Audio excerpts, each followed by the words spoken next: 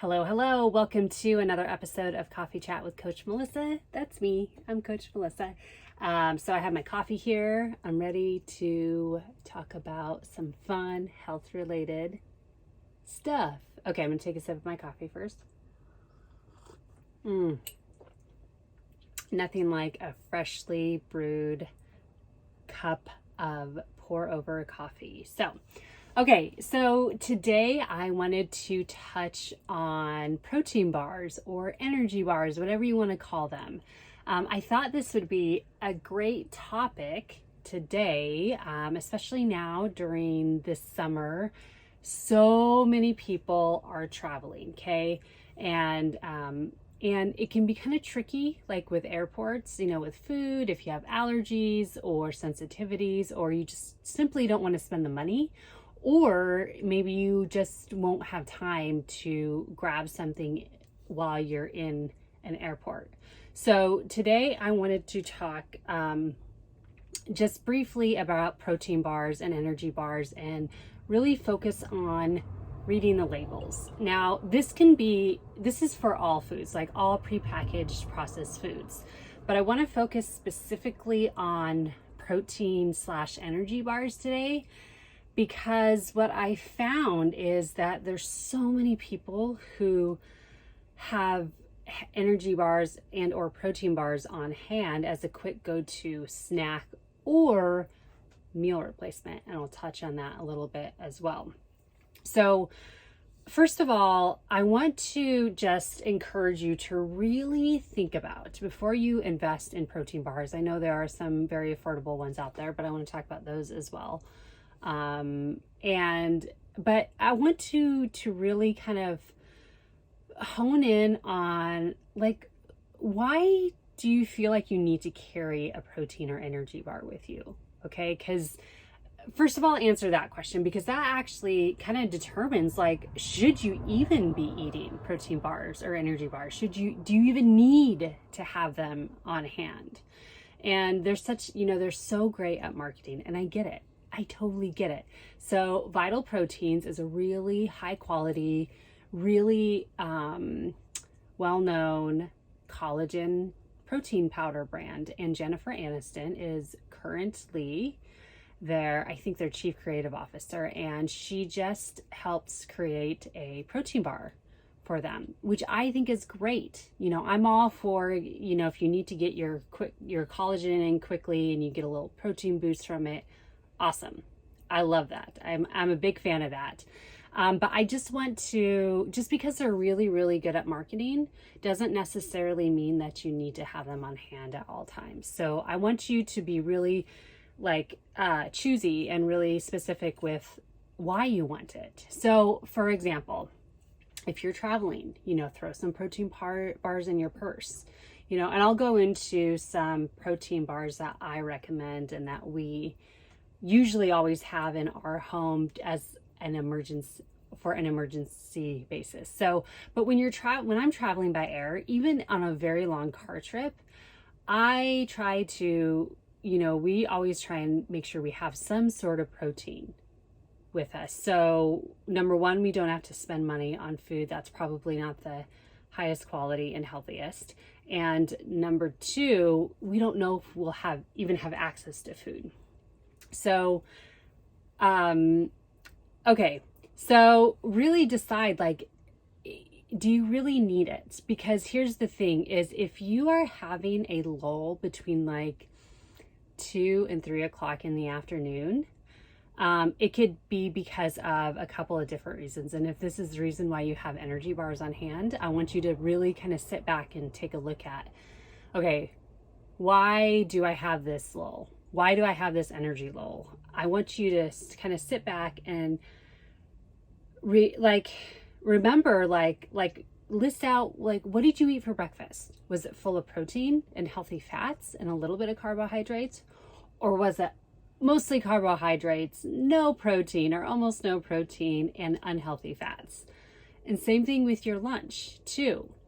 Was it just mostly carbohydrates, some protein, some healthy fats? That really makes a determination, because that really, when you eat some, like a little bit higher in healthy fats and high protein, and then lower carbohydrates, you feel satiated longer. And that, what that does is it balances your hormones. So it balances your insulin, your blood sugar. Okay. So you don't have the energy lulls at between 2 and 3 o'clock in the afternoon. Now, I also just want to clarify, there could be other reasons why you're having that lull, but for today's coffee chat, we're focusing solely on just like the need for protein / energy bars. Okay.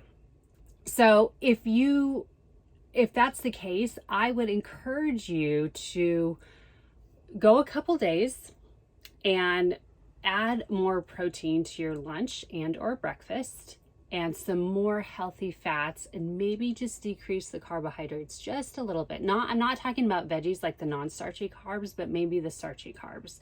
Just decrease those a little bit and increase your protein and healthy fats and see how you feel, because you may not even need that. And then, so evaluate your lunch, your meals. What are you eating? Are you eating enough? Because I'm so guilty of this more than I'd like to admit, honestly, as a health coach and personal trainer, as a professional in the health and fitness field. I'm kind of like ashamed sometimes to be like, oh my gosh, I didn't eat enough. I feel famished. And it's because I either had a hard workout or I've been working out hard, and I'm just not focusing on, eating protein rich, high protein or a high healthy fat meals, and it could be, there's several reasons why I do that. Number one, I just get busy. Number two, I'm not prepared, for it. And number three, I'm just acting like a lazy person, and I don't want to put the effort into making it. So I want to encourage you, put the effort in to make a nutritious, well-balanced meal. Yes? Okay, because when you do this, you shouldn't have to eat 5-6 meals a day. Your body should naturally be processing these whole foods. I think I talked about this last week with the Today's Show segment on the benefits of a low carb eating style, but you should not have to eat 5-6 times a day. I personally believe, and for my personal and professional opinion, you should only need to eat 3 satisfying meals a day, depending on your activity level. Okay. If you're pregnant, you'll probably need to eat more because you are growing a little human inside of you. So you obviously need more calories. If you're breastfeeding, you obviously need more calories because you're feeding yourself. You're trying to keep your body, your organs functioning, your reproductive health functioning, and your body's still, also producing milk to feed your little tiny human that you brought into this world.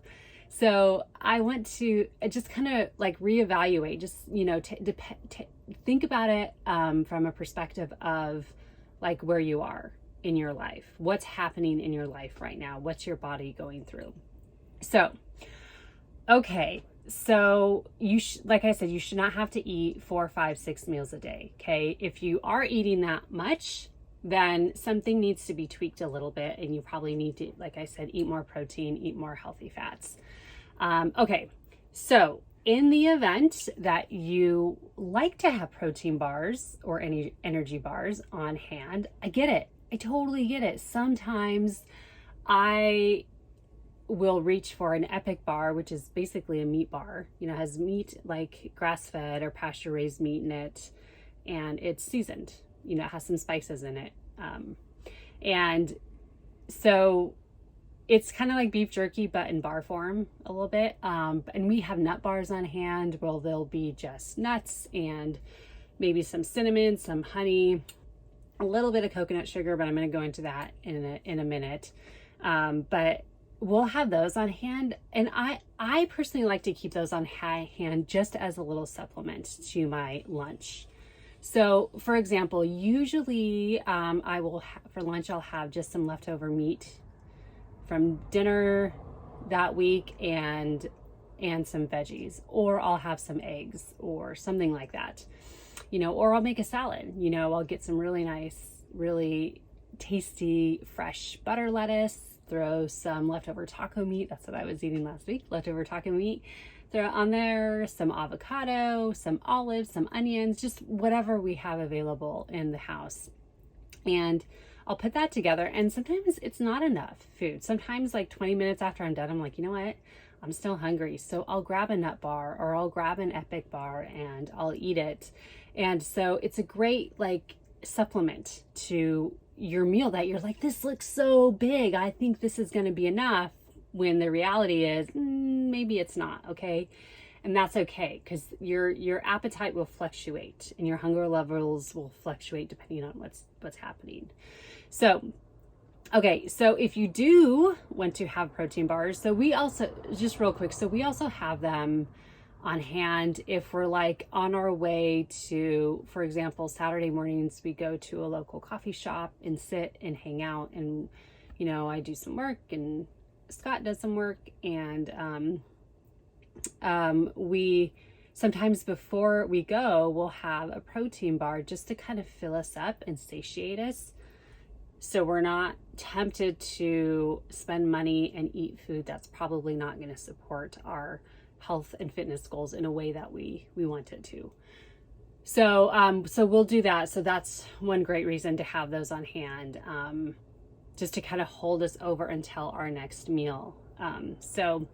And you could just fast if you're like, you know what, sometimes we do that. We're just going to fast. We're just going to drink black coffee and water this morning, and that's it. And we're going to wait until we come back home around 12 or 1 o'clock and make a proper meal, like a whole food meal. So that's always an option too, is to just eliminate the protein and energy bars and focus on fasting, you know, and I'll talk about fasting later on in another coffee chat. Okay. So if you do want to have protein bars or energy bars on hand, there are a few ingredients that I would encourage you to really read the nutrition label, and I will share with you the labels that or the sections that in the actual nutrition label, the sections that I focus on. I focus on the carbohydrates, including sugars, and the protein content. Those are the two I focus on. I don't worry so much about the fat content, because then, well, I focus on the ingredient list first. So let's talk about the ingredient list first.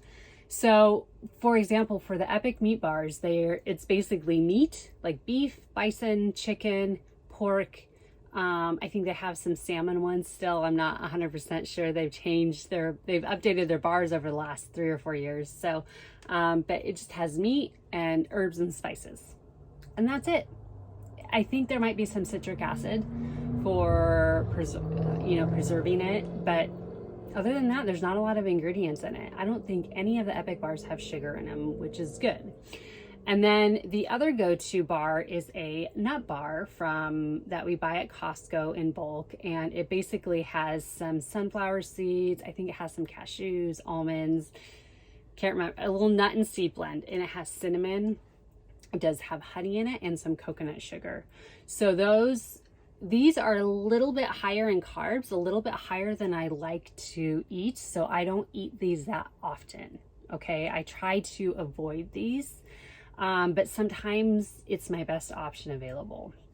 So I want to talk very briefly about 2 ingredients that you may want to really avoid consuming in a protein bar. And a lot of them have them out there. So if you want suggestions, just email me and I'm happy to offer you some healthier suggestions. So, okay. So oils, fats. So the best oils are the best oils are like ghee, coconut oil, MCT oil. MCT oil is concentrated coconut oil. You probably won't find butter itself. Ghee is butter without the milk fat in it, with the milk fat extracted from it.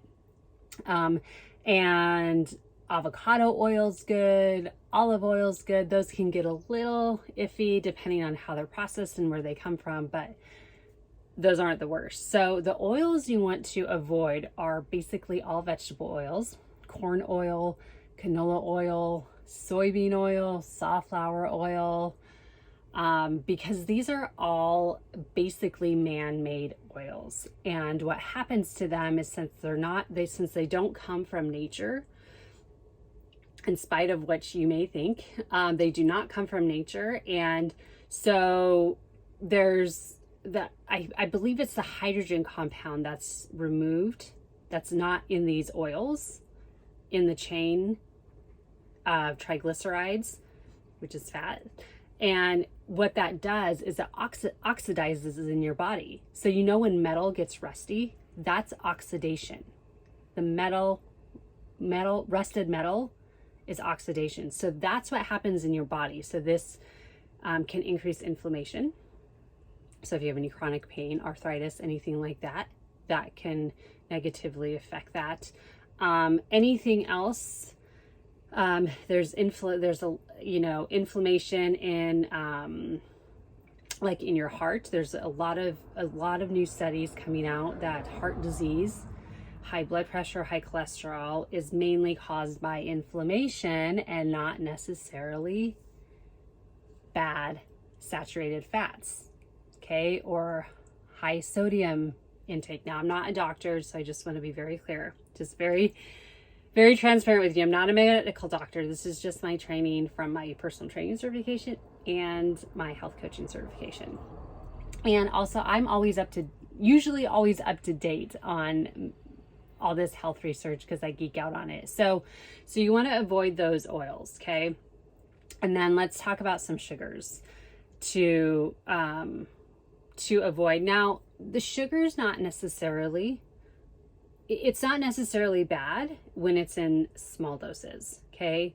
So like I said, those nut bars that we buy, they have honey and coconut sugar in them, which is okay for me because it's not a lot, it's not a high sugar content. So you want to avoid like white sugar, or cane sugar, it's also called refined sugar.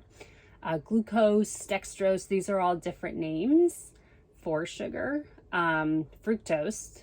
So unless it's naturally occurring in fruit, because fructose is the natural sugar in fruit, I wouldn't worry about it too much right now, but fructose can be added to a lot of these energy bars and protein bars.